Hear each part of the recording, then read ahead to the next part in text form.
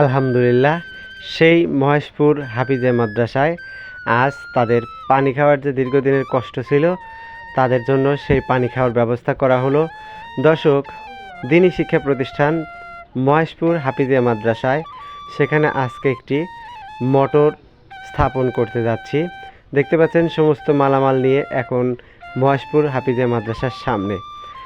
এই পাশে আমরা পাইপগুলো নামানোর চেষ্টা করছি, ও পাশে মোটর গাড়ার যে মেকার তারা কিন্তু সে পাশের কাজগুলো করার চেষ্টা করছে।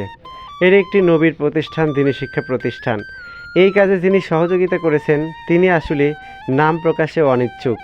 আল্লাহ তাআলা তাদের যেন মনের আশা পূর্ণ করে এবং যারা এই কাজে সহযোগিতা করছে তাদের প্রত্যেককে জানি এই কাজের জন্য আল্লাহ তাআলা তাদেরকে যেন ভালো ভালো প্রতিদান দিয়ে থাকেন।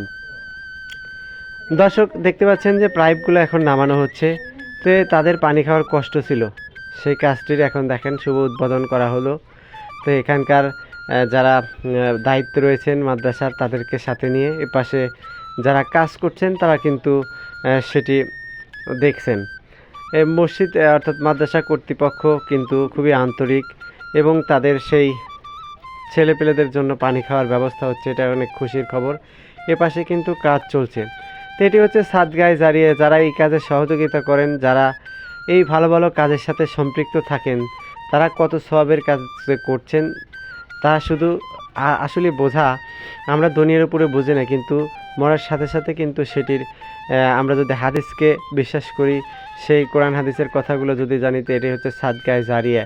যতদিন পানি উঠবে, যতদিন ছাত্ররা পানি খাবে, উজু করবে, নামাজ পড়বে, পড়াশোনা করবে, সেই কাজে কিন্তু এটি ব্যবহার হবে।